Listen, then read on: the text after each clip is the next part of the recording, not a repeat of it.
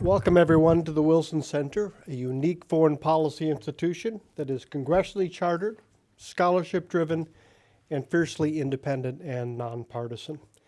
I always say that special status brings with it special obligations to not duplicate what others are doing, but to prioritize the most important issues and opportunities, and to do so in ways that can add value and make a difference, which makes this the perfect place for today's discussion. Our conversation today is part of our Brown Capital Management Africa Forum. Launched in 2015, I'm proud that it's become a premier platform for substantive dialogue on key trade, investment, and development issues in Africa and on U.S.-Africa relations.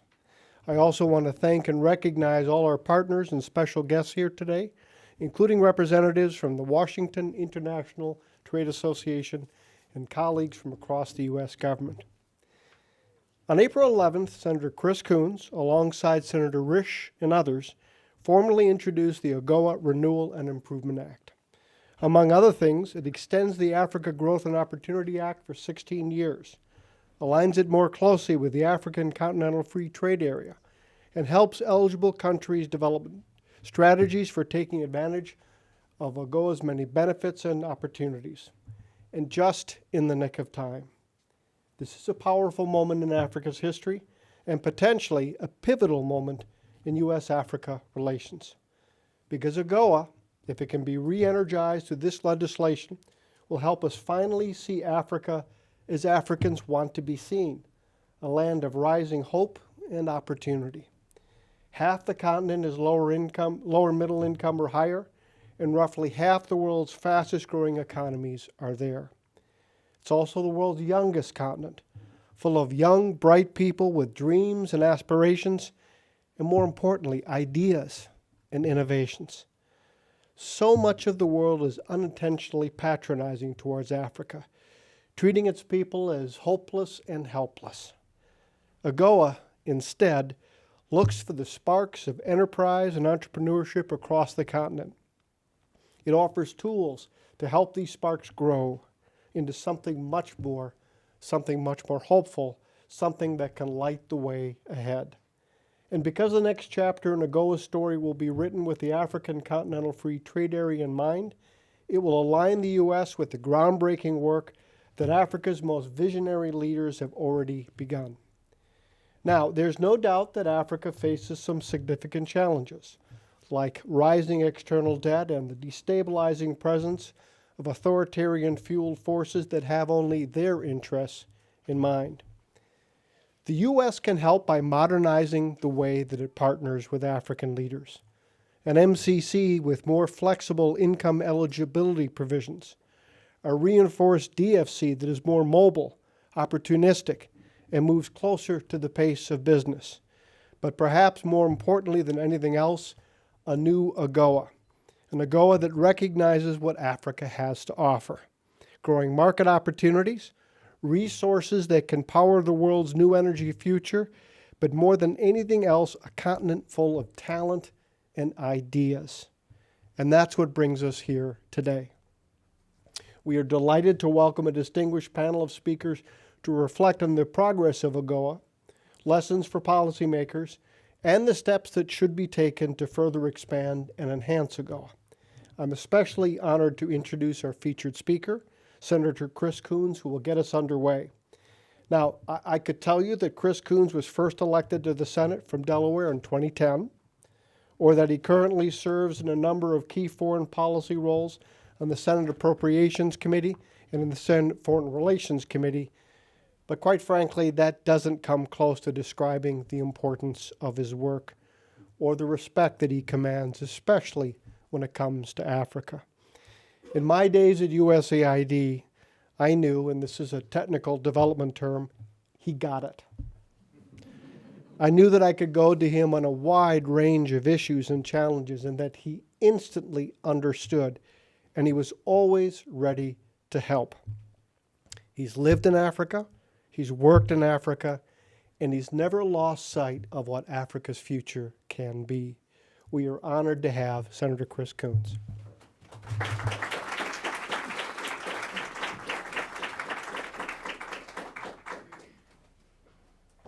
Well, good afternoon. Thank you, Mark Green. Thank you to the Wilson Center, to Mark Green, and to all of you for the opportunity to open this afternoon's conversation about the future of AGOA. And I look forward to a fireside chat in just a few moments with Oge Onubogu, who helps lead the Africa programming here at the Wilson Center. And I am grateful to all of you who are taking some time to engage in this. As you heard from Mark in his introduction, we've worked together and respected each other and done our best to make a lasting difference across now several different roles and several different administrations. I first got to know him in his role as ambassador to Tanzania, worked very closely with him when he was leading USAID, and I'm grateful for your leadership here at the Wilson Center. AGOA next year turns 25. And so in just my 14 years in the U.S. Senate, it's been a majority of the time that AGOA has stood as a remarkable and enduring trade arrangement for duty-free and quota-free access to the U.S. market. Now, lots of folks say that the goal right in front of us should be improving AGOA because at some point in the future, Africa is going to be this great continent of promise and opportunity. And my argument would be that moment is now. It has already happened. And there are some who debate it as if it is a hypothetical or a future. But demonstrably, Africa is the most important continent of this century. And we in the United States need to act like it. It is the fastest growing with the youngest population. There's more than 350 companies across the continent with a market capitalization above $1 billion.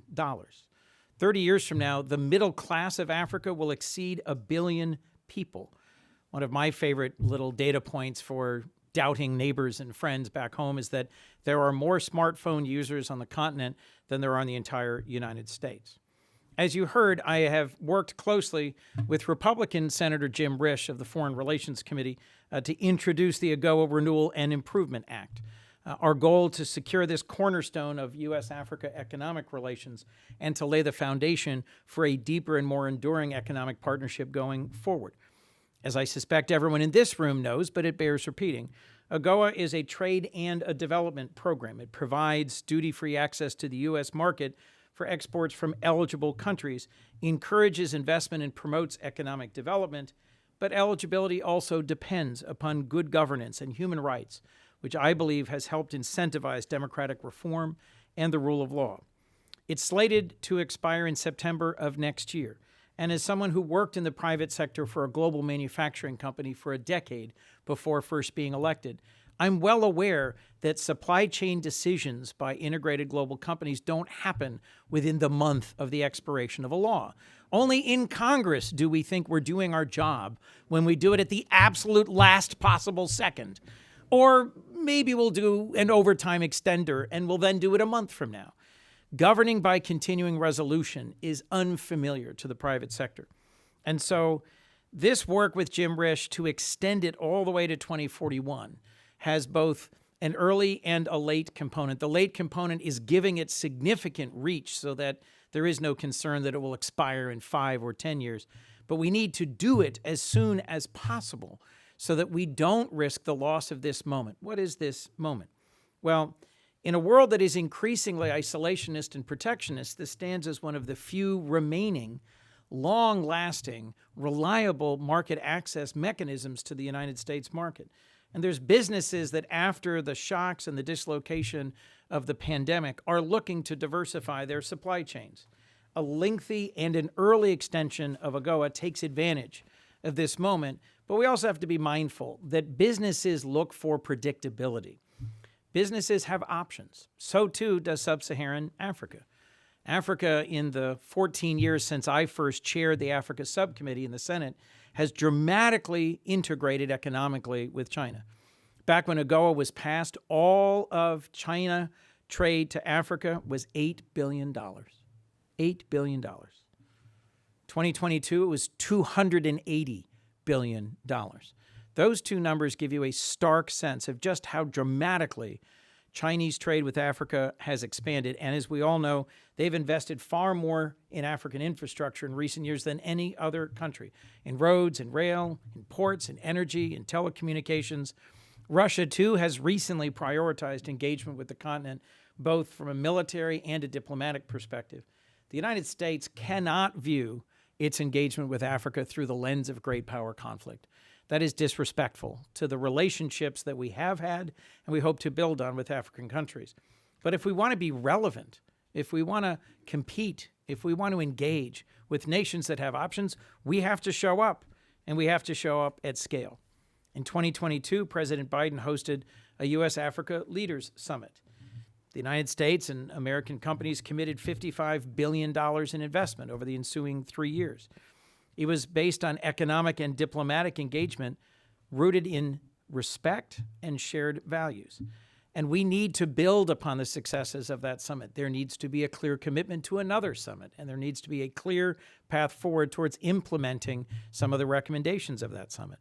Just last month, President Biden hosted a very successful visit by William Ruto, the president of Kenya. And I'll remind you that his principal and primary ask in the run-up was the swift reauthorization of AGOA. Kenya has grown dramatically its capacity to export, particularly in the apparel sector, to the United States. And I think this is something that we need to prioritize and do so quickly. Look, in absolute terms, AGOA is actually a relatively small trade program. If you exclude oil, it's about $5.7 billion a year from the eligible countries. But it's very meaningful. Across the continent, about 1.3, 1.5 million jobs are indirectly or directly supported by AGOA. In Kenya, it sparked the growth of a dynamic new apparel sector. I've had the opportunity to visit a number of new light manufacturing companies that are in the business because of the opportunities of AGOA. And it's driving more investment in both agriculture and manufacturing at exactly the time when every African leader with whom I meet looks for more and better jobs at higher ends of the value chain. We have to renew AGOA to reinforce these positive trends. So what would my bill with Jim Risch do? It would support African governments in developing specific strategies for making the most of AGOA's benefits so that we can see broader and more diversified participation in benefiting from AGOA's renewal and extension. It would build on, as Mark Green mentioned, the African Continental Free Trade Agreement so that we see that we're incentivizing the integration of continental supply chains and enabling more trade between and among African countries. It clarifies how eligibility is reviewed and enforced. It would clarify eligibility criteria. It would reduce the frequency of regular reviews. It would strengthen the ability to conduct an out-of-cycle review and would give the president a broader menu of options for enforcement in circumstances where a country seems to be well outside the values framework that we've set for AGOA participation. I think this clarity is important as both the Congress and the president assess some challenging calls like South Africa, given their growing closeness and some integration issues with both Russia and China. What the path forward for AGOA looks like specifically with relation to South Africa has been raised over and over by members of the House and Senate. We will not get through reauthorization without directly addressing that. We have had real progress in Congress recently, concrete progress. There was an AGOA hearing 2 weeks ago in the Senate. There was a House hearing last week. There's broad bipartisan and bicameral support for renewal. There will be an AGOA forum here in Washington, D.C. in late July, as I think all of you may know. I think passing this bill by then would send an important and timely message with great economic value. But if somehow we don't get this done by then, we need to extend it at least before the end of this calendar year. We should not, once again, as happened before, suffer the dislocation, the embarrassment, the consternation of it coming right up to the end. It's an essential step, but not the only step for what we need to do to strengthen U.S. engagement with Africa. As chair of the Appropriations Subcommittee that funds all of our foreign assistance, USAID, MCC, DFC, and the State Department, I can say we're working to modernize economic development through public-private partnerships, through changes to the MCC and the DFC that'll help African partners move up the value chain, from mining to the processing of minerals, from basic apparel production to complex manufacturing. Yes, African countries have many options, but what we offer is far better than the debt trap diplomacy extended by some of our competitors. I think we need to offer a vision for how countries can graduate from AGOA to a durable, reciprocal trading partnership. And I think the STIP negotiations with the United States and Kenya are a promising start and should serve as a first step towards the negotiation of a comprehensive free trade agreement. Just a few weeks ago, I visited 5 African countries, all of them AGOA eligible. And I reminded Chair Patty Murray as we were leaving Angola that there had been a remarkable transformation in the attitude towards the United States of President Lourenço, a former guerrilla, formerly the leader of a Marxist party, long closely aligned with both the PRC and the former Soviet Union. And I reminded her as we took off that in our conversation, the one thing he asked for over and over was more partnership, more investment, more engagement. Yes, other countries are there in Angola and are looking to take advantage of the opportunities of Angola's rapid development. The United States should show up. We should be reliable. We should be open-handed, and we should be the strongest possible partner for sub-Saharan Africa. Africa is the continent of this century. The United States, in a global competition to see which system works best, needs to show up and prove that through the tool of AGOA, through modernizing the MCC and the DFC, and through engagement and engagement and engagement, we have the better model and the better opportunity. And I look forward to working with all of you to make that a reality. Thank you.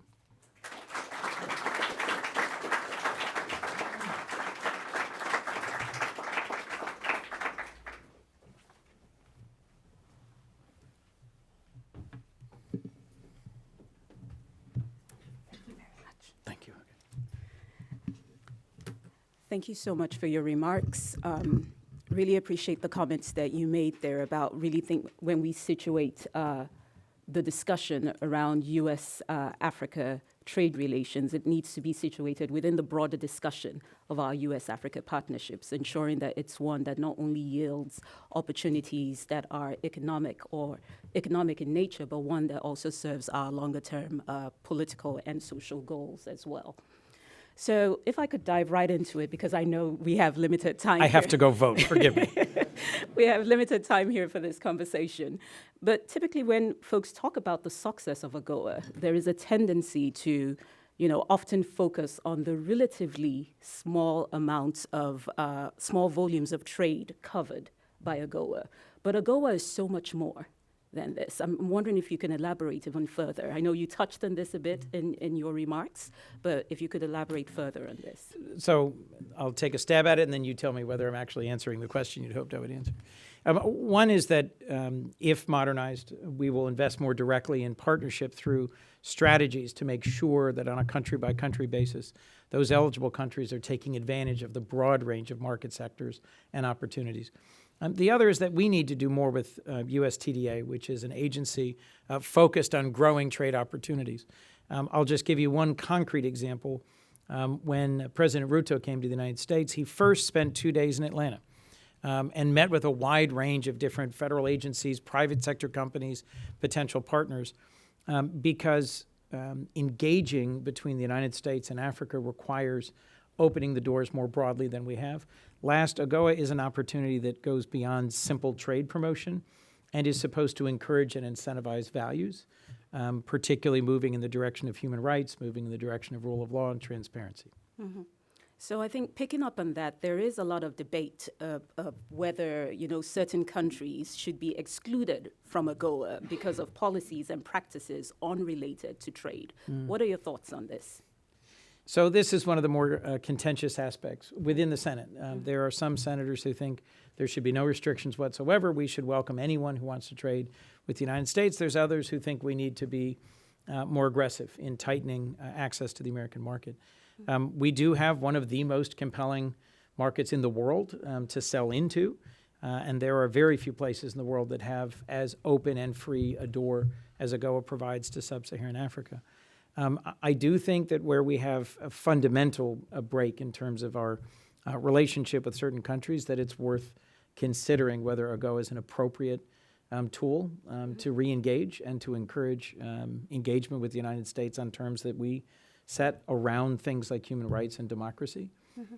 Frankly, the MCC, which I think has been broadly one of the more successful development tools we've had in the last 20 years, also is conditions-based. It says if a country fails to meet its indicators in terms of press freedom or corruption or rule of law, a country can lose eligibility. But it is a long-term, predictable, reliable engagement, not one that changes or should change from administration to administration, not one that should be opaque or unclear in terms of what the terms are. So let me pick up from that last point you made, and I want to pull directly from the language in AGOA itself that says, the AGOA program is designed as a stepping stone to a more mature trade relationship between the U.S. and the African continent. And going to the theme of this conversation today, the future of trade and investment in Africa, what are your thoughts on the future in trade and investment in Africa beyond AGOA? So I think first we have to get AGOA reauthorized so there isn't a question. So it's not an unresolved question. But as I mentioned, there are significant political undercurrents, both here in the United States and frankly globally, around protectionism. Much of the 30 or 40 years from the 80s to the early part of this century were wildly pro-free trade. And there have been millions of folks in the United States and in other countries who have not succeeded as a result of deindustrialization. The Biden administration has taken a different approach than every administration after Reagan in terms of investing in the United States, restoring manufacturing, onshoring and friendshoring. Our competition with China globally has refocused the United States on industrial policy in a way that was unthinkable 10 or 20 years ago. I think AGOA can be a complement to that. I think we cannot abandon the prospect of more advanced and mature trade agreements, like free trade agreements with sub-Saharan countries. And I think getting AGOA done first lays the foundation for a broader and deeper conversation where we look at how the United States can be a stronger and more reliable trade partner to sub-Saharan Africa. So what are the prospects of reauthorization for AGOA? Positive. I literally just spoke to Senator Mike Crapo on the floor right before I left, who is the ranking member on the Finance Committee. And there were hearings in both the House and the Senate in the last 2 weeks where there were bipartisan voices speaking up in favor of AGOA reauthorization. It does face some headwinds because anything involving trade has become partisan and difficult currently. So it is not a snap of the fingers.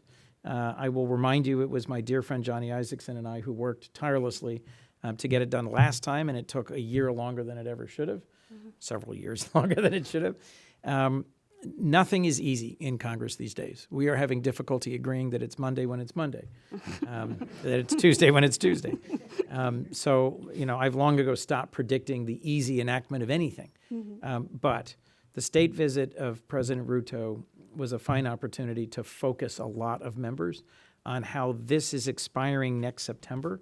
We need to move forward promptly. We should not wait for a lot of other fights to get resolved and get it done this year.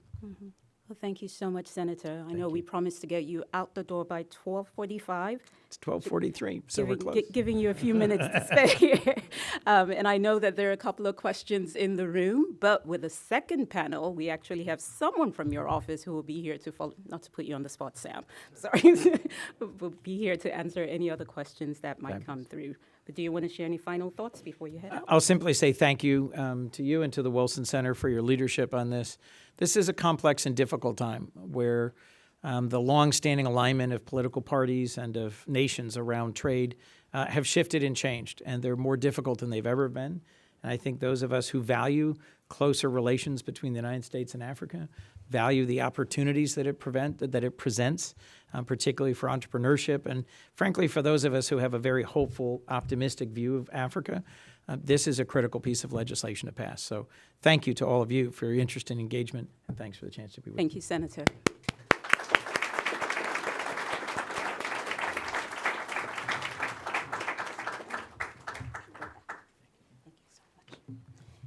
And I will turn it over to the second panel, Whitney.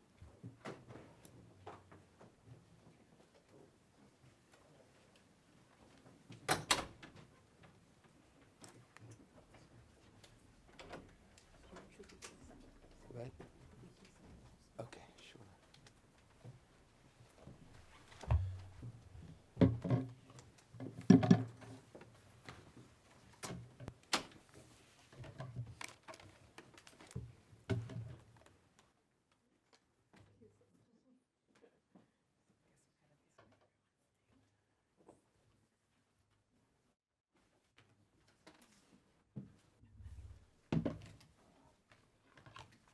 Good afternoon, everybody. Thank you, Senator Coons. I know he's running out the door for getting us going. My name is Whitney Schneidman. I am a proud member of the African Advisory Team at the Wilson Center, and I'm CEO of Schneidman Associates International. I'm thrilled to be with this very distinguished panel. On my far left is Sam DuPont, who works for Senator Coons and is the go-to guy for all of us on things AGOA. Next to him is Kendra Gaither, who is president of the U.S. Africa Business Center at the Chamber of Commerce. And next to Kendra is Professor Patrick Utome, who's Brown Capital Management Africa Program Public Policy Fellow. Welcome to Washington. And he's also a professor at the Lagos Business School. And next to me is Floyd Lizer, who's president and CEO of the Corporate Council on Africa. So thrilled to be having this conversation, and let me give a shout out to everybody who's online, a big audience there, and I think it's quite timely. So let's just dive in. I'll ask some questions, get some questions from the audience, and get the ball rolling. But Floyd, let me start with you and pick up on something that Senator Coons referred to. The fact that when you take out oil, the aggregate number is $5.7 billion worth of exports under AGOA to the United States. Some would argue that's a small number given the global economy, given the size of the U.S. economy. So it begs the question, has AGOA really worked, or is it just widely imperfect, and we need to focus on the imperfections? So thank you, and thanks for having me as a part of this distinguished panel. I could talk about AGOA forever, as many of you know, but I want to say maybe just 3 points very quickly. First of all, on your question, I think that the lens through which we regard AGOA's utilization and success needs to be widened, needs to be reconsidered.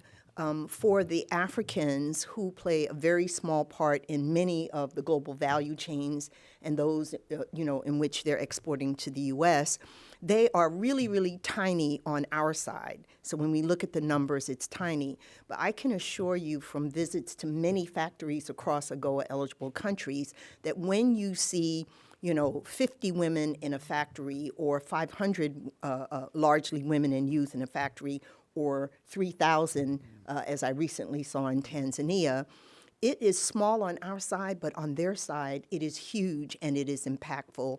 And so I think AGOA has been transformative in pulling Africans into the global economy and into this market. But we do need to enhance and improve it. Let me just give us one example of what you've seen, sort of a small producer that makes a big impact.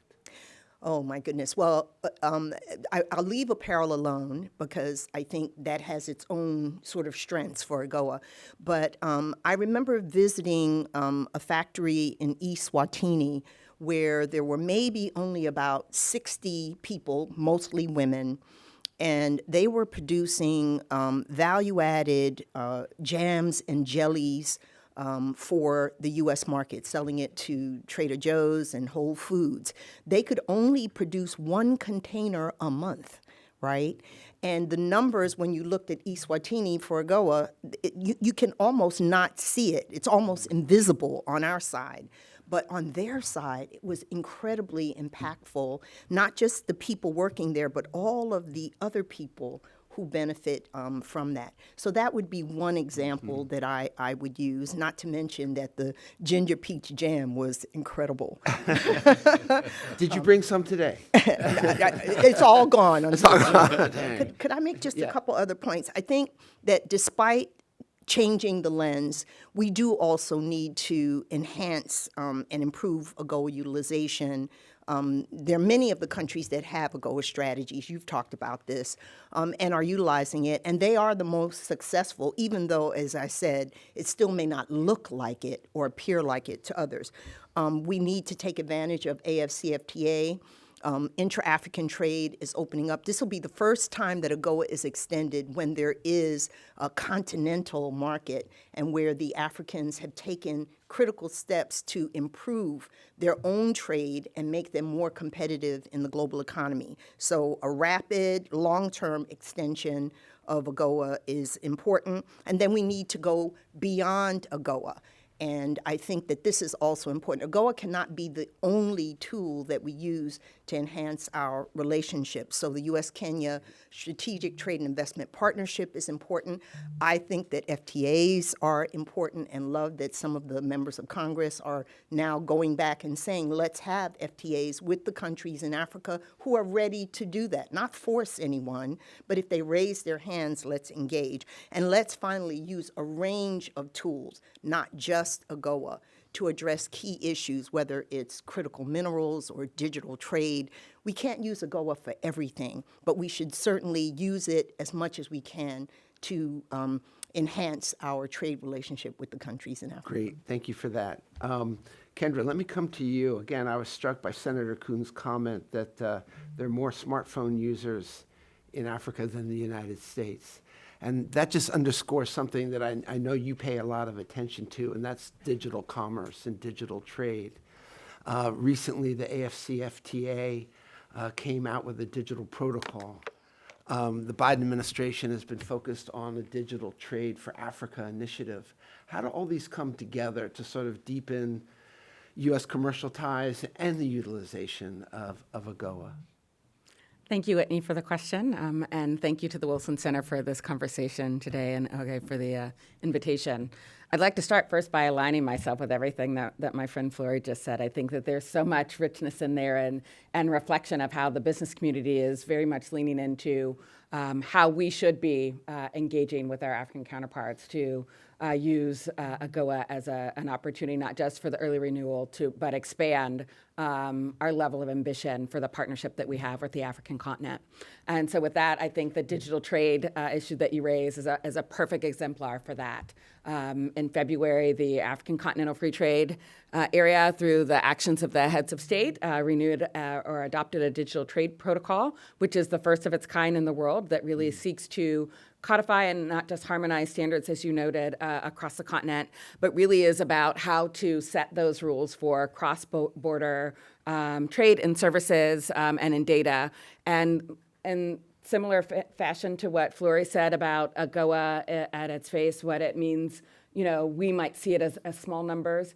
Digital trade on the continent right now is small, but it's outpacing growth or expansion more than any place else in the world. So it's really an area in which our African counterparts have highlighted a priority and have taken a very bold step to advance digital trade. On the U.S. side, I'm afraid that we haven't stood in the same alignment to focus on the power of what digital trade can do. But we see it as an important intersection in the discussion around reauthorization of the African Growth and Opportunity Act. Because as we all know, in 2000, when AGOA was first adopted, we weren't contemplating a world that involves the internet or e-commerce or trade in the digital realm of digital technologies. And it's an emerging area that is of increasing priority for all of us globally, and I know that the pandemic taught us that.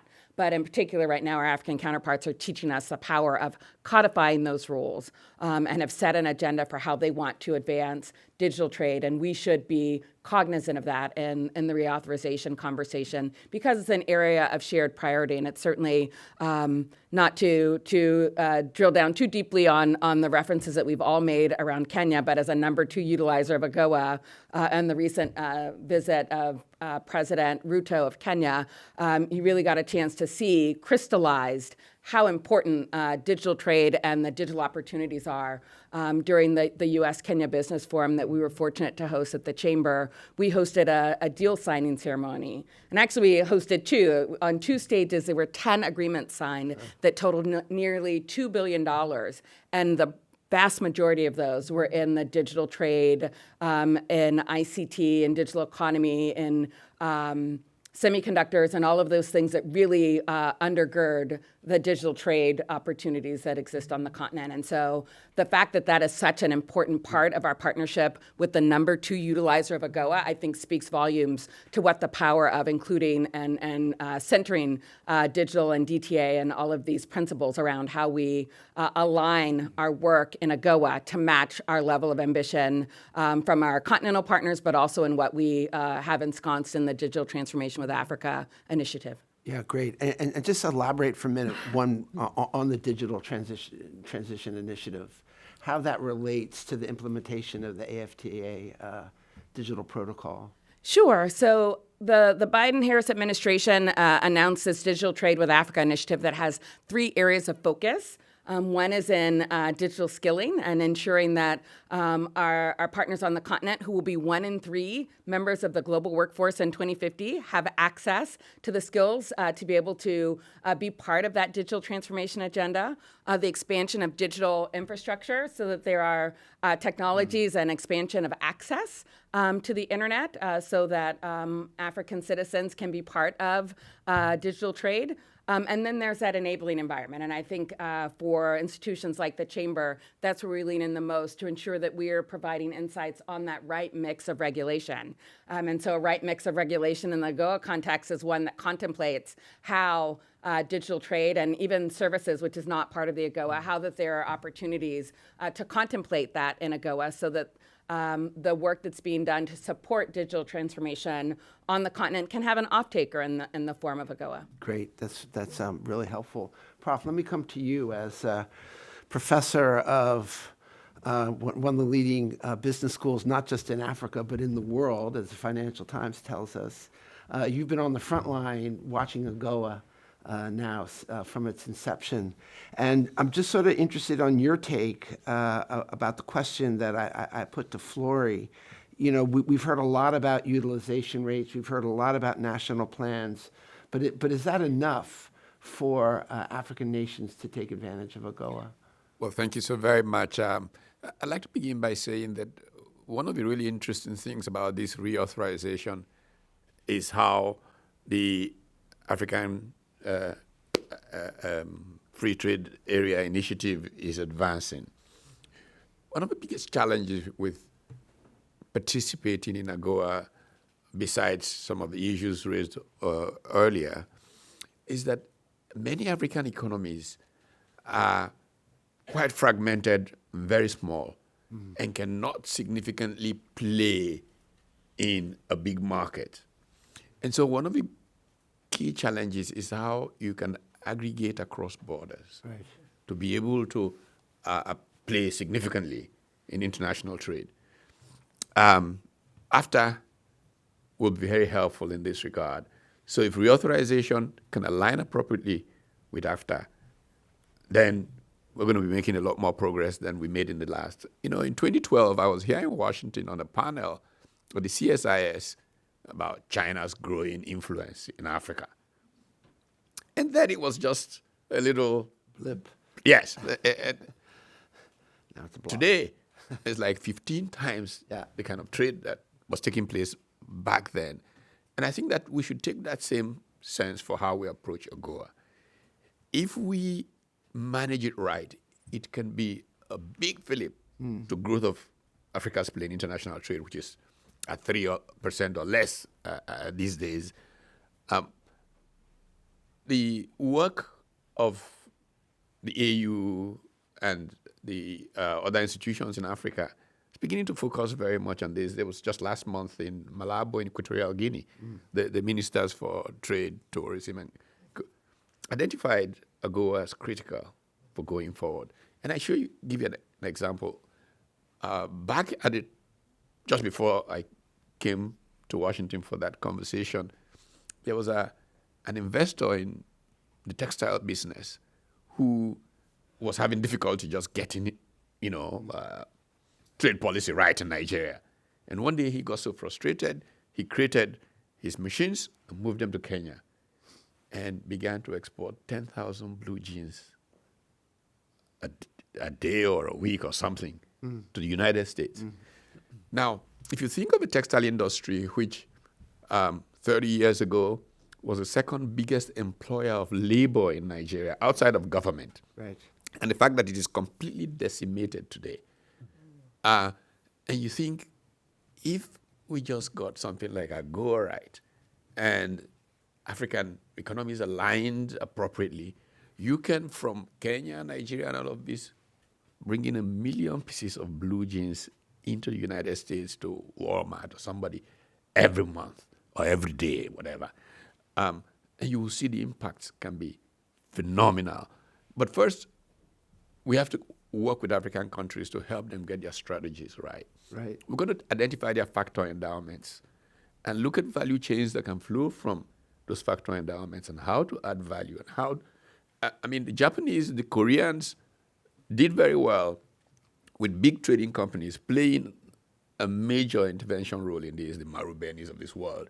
We can do the same thing for African countries and really make the access that AGOA is providing critical for the push. But aren't you suggesting then that there really needs to be a deeper collaboration between sort of the policies and the opportunity that AGOA provides and the policies of national governments? Absolutely. I mean, to resuscitate Nigeria's capability to attract investors to produce blue jeans means that Nigeria would really have to get involved in tariff structure and incentivize.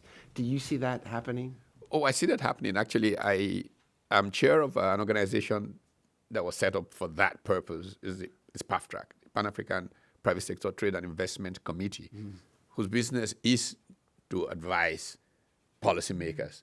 Because what has happened in the past is that you have these international trade negotiations and all of that. Government officials show up. I don't want to tell a story about a real, event. I was in France for a meeting. Had an interesting You can title. share all the gory details. Africa must produce or die. This was in 1996.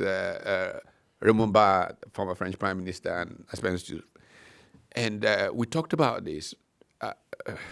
Somebody I was talking with at that time was Alassane Ouattara, who is now president of Côte d'Ivoire, but he was at the IMF at the time.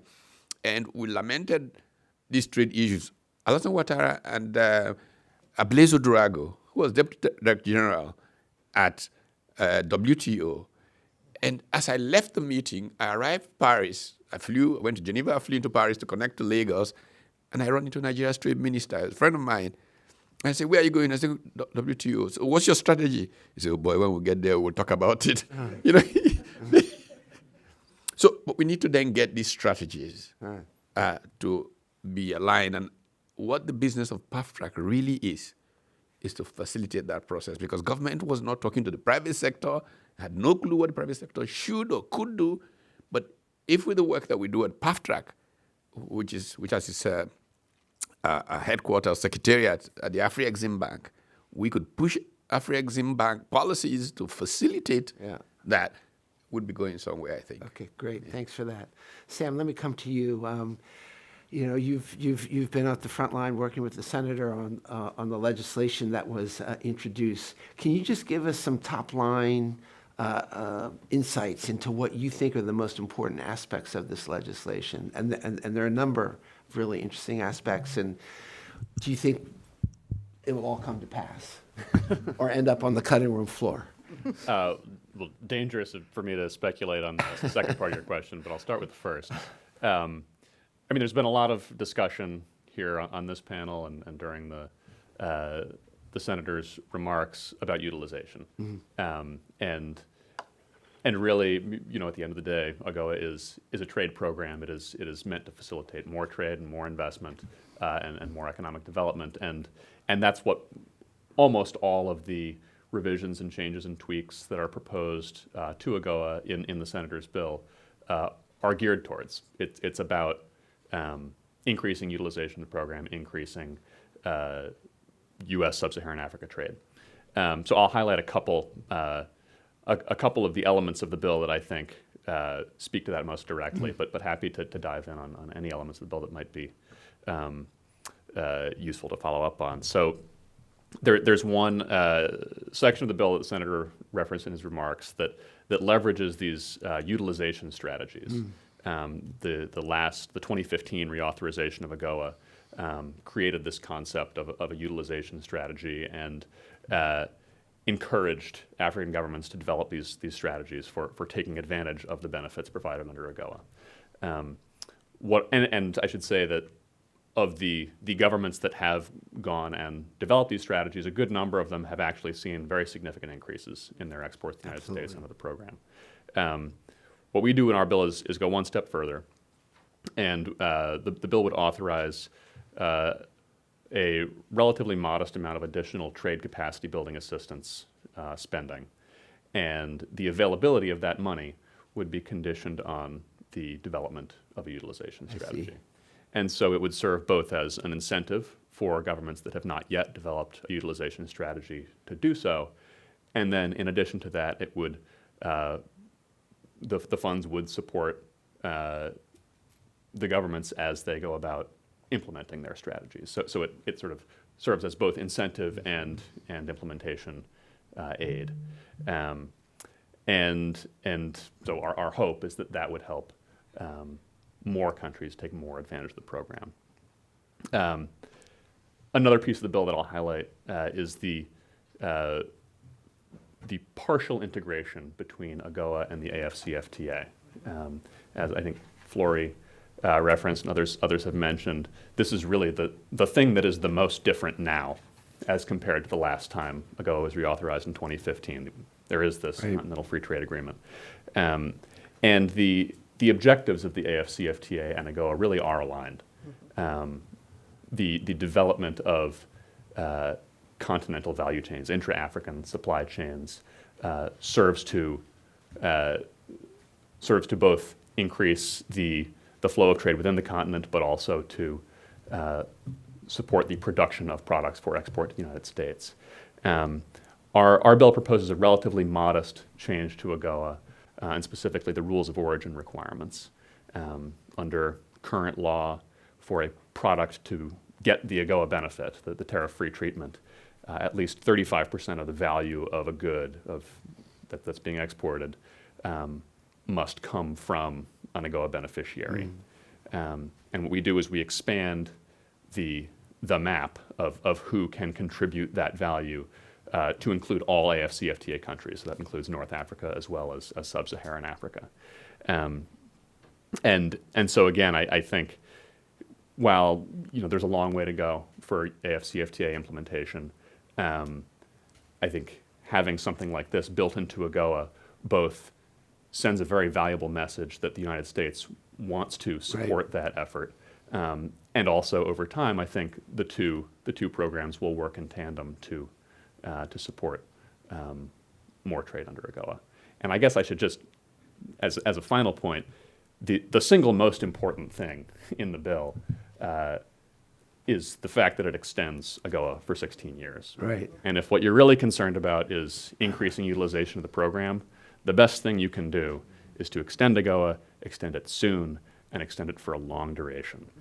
Because at the end of the day, these are private sector decision makers who are deciding when and where to invest, and the signals that they respond to are signals of business certainty. And the only way we can send that signal is by getting AGOA reauthorized soon. Right. And one other aspect that I think is very important is the whole issue of who's in and who's out. And I think a lot of companies sort of, when there's a coup or there's other actions, they lose their benefits. And I think your bill sort of addresses some of those issues as well. We'd just love to hear your take on that. We try to. Yeah. So it is a great deal of the discussion about AGOA concerns the enforcement of its eligibility criteria.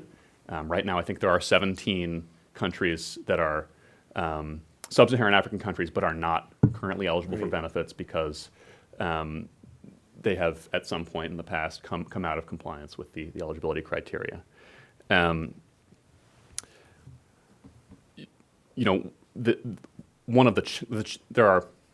There are challenges that arise when we take that enforcement action. Yeah. In some cases, when a country's benefits to AGOA are removed, it doesn't actually change the behavior or change the activity that the U.S. is hoping to discipline. Oftentimes, the consequences of losing AGOA benefits will fall on the wrong people. It's workers who lose their jobs rather than whoever's carrying out, whether it's a human rights abuse or a coup or degradation of the rule of law. Removal of AGOA benefits is often not a very well-targeted measure. And similarly, once we remove AGOA benefits, we lose a great deal of our leverage with that government, and we push that government closer to other countries that may have Right. alternative ideas to offer. What we try to do with our bill is rationalize the process of AGOA enforcement a little bit. So one of the most important things that the bill does is it is more specific about what the criteria are. Our bill would tie AGOA's eligibility criteria directly to reports that the State Department conducts on child labor or child soldiering to give greater clarity to what a human rights abuse that's out of compliance with AGOA might look like. Similarly, it cross-references international standards on corruption, rule of law. So providing that clarity, I think, will give beneficiary countries a clearer sense of whether they're how to stay in compliance. And then in addition to that, our bill would create a more explicit menu of options for the president to work with as he or she implements the eligibility criteria. And so that menu would range from full removal of benefits, which is effectively mandated under existing law if a country's out of compliance, to a warning letter that would initiate a sort of back and forth over time, to partial removal of benefits, to the option to not take any action, because there are many circumstances in which, although AGOA might be an attractive and available enforcement tool, it might not be the best available enforcement tool for the United States to seek to change the behavior of a foreign government. So That's great. by providing that menu of options, I think we create a little bit more flexibility in how it will be implemented. Thank you for introducing more scalpel and less sledgehammer. It's quite welcome. Lori, let me, one of the other changes since AGOA was renewed in 2015 has been the whole focus on critical minerals, and COVID has underscored the importance of supply chains. And at CCA, you have many companies involved in these issues. Just briefly, what is your thought for getting, more value added to investments in supply chain work on the continent? So this is important. I wanted to add, because I think that Sam, who worked so hard on that bill, there are a couple of other things that I love that's in the Coons-Rich bill that's important and answers a part of the question. We need to make sure that the reviews of AGOA are not annual, but proposing every 3 years. There are a group of us who amongst the enhancements, because that would give more certainty. And also, the U.S. government could still take any action that it wanted to in the interim. But if you said that a country, most of the AGOA-eligible countries don't get put out of AGOA, don't lose their eligibility. And so to be able to have companies know as they source from Africa, try to take advantage of AGOA as well as AfCFTA, that they have a long-term extension and don't have to worry about every year, can we go forward, or is it stop, or is it go? That's important. Graduation. One of the things that's in the bill is that right now, if in 1 year a country exceeds the World Bank middle income level, then they would be graduated out of AGOA, even though we don't know yet what we would do with them otherwise, right? What would that relationship be? And so for a country like Mauritius that has done all the right things, to be put out of AGOA for being successful, the bill says that you would wait until that had happened for 5 years, where they were above that level before you would do that. And then another area is the apparel visas. There are only 2 regions of the world that have to have apparel visas, even though there are over 100 countries that export apparel to the U.S. One is the Africans, and one is Haiti. So, one proposal is that let's modernize. We're not saying not to review potential violations, right? Well, we don't want transshipments coming from other places, but it's important that Africa be treated the same way that many other countries are treated in terms of their apparel exports to U.S. under AGOA. So let's modernize and use customs procedures rather than actual apparel visas. That's important. And on this point of supporting more trade with Africa, the thing that will be important is to incentivize investment from our companies, U.S. companies, into key sectors that are growth areas for Africa and where they're trying to take advantage and develop regional supply chains so that they can be more active in global markets. Automotive would be one. And during the AGOA private sector forum that CCA has been privileged to organize for many, many years, we have heard from people in those sectors that have the most potential identified by the Africans: automotive, pharmaceuticals and medical equipment, transportation and distribution, and light manufacturing. And so we very much like that. The last point I want to make is companies are now also trying to provide a certain amount of supply chain resiliency and shift out of China. I'm just going to say it, right? Shift out of China and look at Africa for what it can provide in those key value chains. And Africa has tremendous potential, which is already developing in light manufacturing. I've seen it myself in automotive, pharma. Right. Before COVID, nobody would have thought of producing vaccines, mRNA vaccines in Africa. So there's a lot of potential there. So we've gone from aid to trade, and we really need to go to investment now. That's the next step. Yeah, great, thanks. Prof, I'm going to ask you questions, and then I'll come to the questions, take some from the floor, so please get ready. The Pan-African payment system seems to be a very important innovation because there are, some 26 currencies on the continent.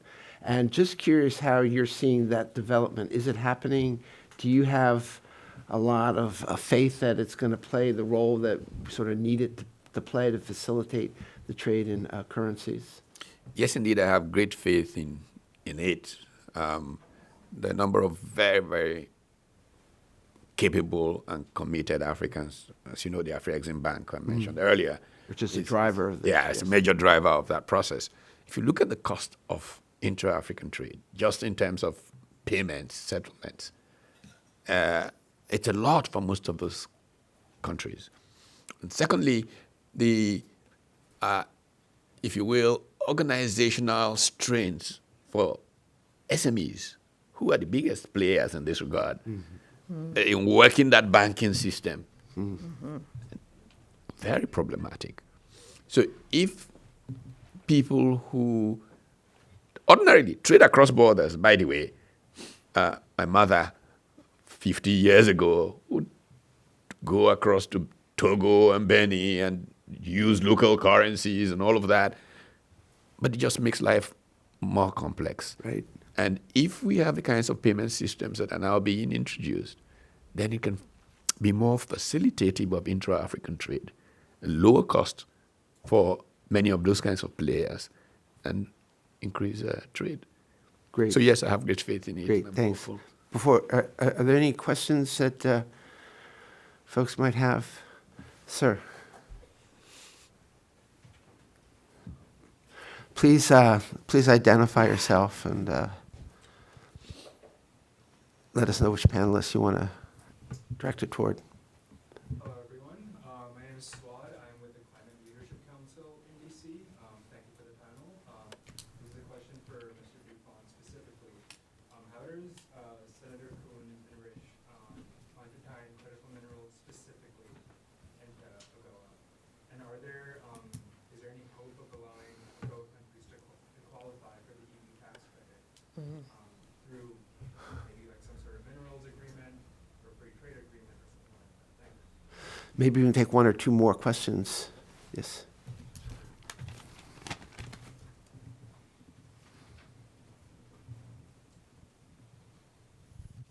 Greg Rosenberg from Clarity Global Communications in Cape Town and Washington. Again, a question for Mr. DuPont.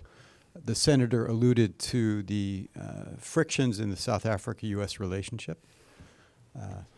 to put it diplomatically.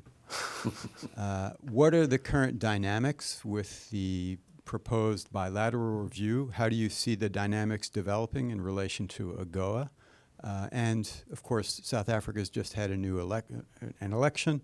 A new government is taking shape. We'll know who the cabinet ministers are in the next week or two. How do you see this developing? Thank you. Great. And one more question here in the front.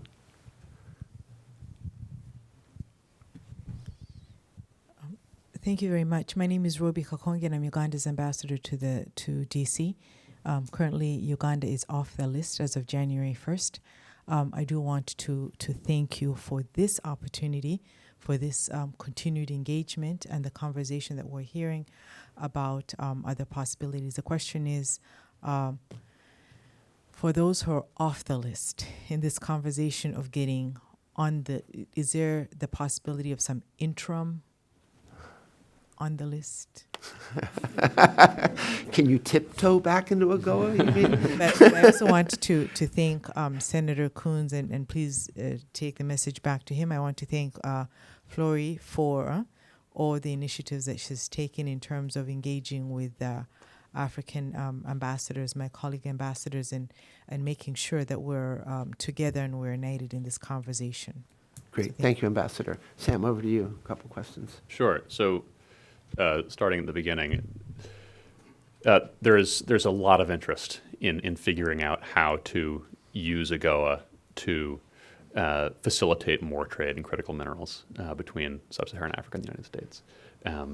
That is because demand for these minerals is growing far faster than supply, and a number of critical minerals are under the ground in great quantities in sub-Saharan African countries. How you actually facilitate that trade using AGOA is tricky.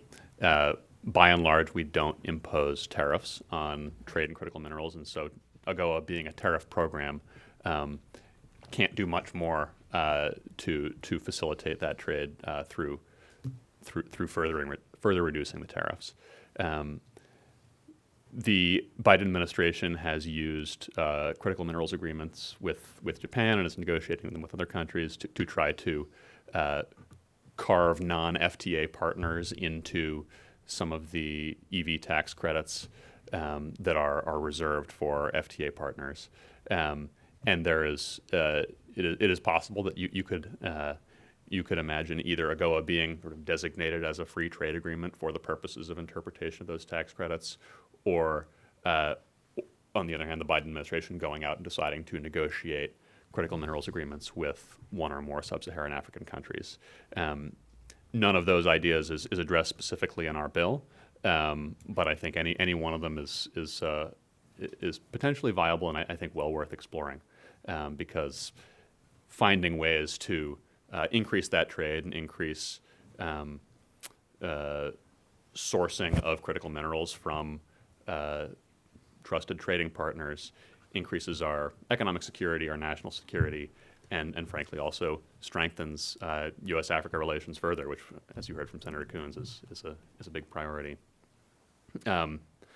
With regards to the question about South Africa, I am going to be just as circumspect as my boss, and won't speak specifically to the nature of the frictions in the relationship.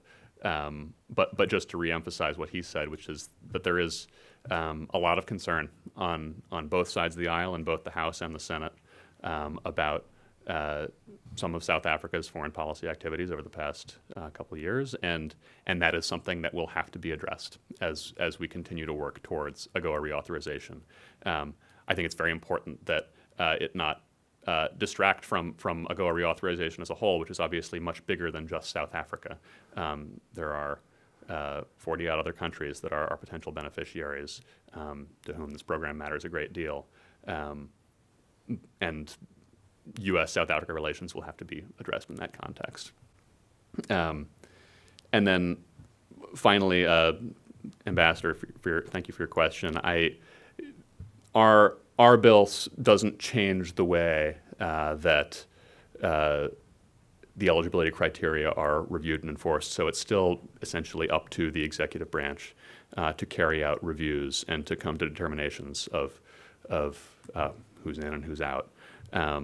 So I think we could have a conversation about possible changes to the program to find back doors back in for countries that are once again meeting the eligibility criteria. But that would be I'll maybe defer to others. Another for panel, that. another panel, another day. We're running out of time. We've got one question online that I want to direct to you, Kendra. And the question is, are there any instances that can be immediately pointed to where removal of AGOA benefits has led to lasting change in an African country? I guess the question is, when you get your benefits removed, in your experience, is that one of the factors that leads to coming back into the program, leading to good governance? i.e., are the conditionalities working?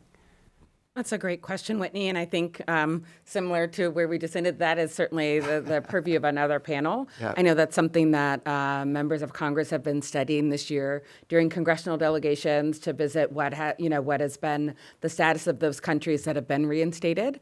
I think the challenge of having an AGOA that is focused on increasing market-based trade and our desire to grow trade with the African continent at the time that our African partners are saying that the economic and commercial partnerships are important.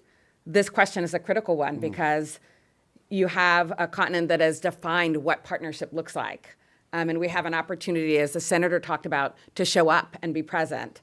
And I'm not sure that the way that we are administering AGOA in those spaces are allowing us to show up in that way that really undergirds the importance of the trade partnership that we say that we want from the United States with our African counterparts. And our African counterparts have more than defined the ways in which they like to work with us. And so that is an area where I would say that the evaluation of how that happens is out of step with our stated aspirations and an important area for consideration. Great. Thank you very much.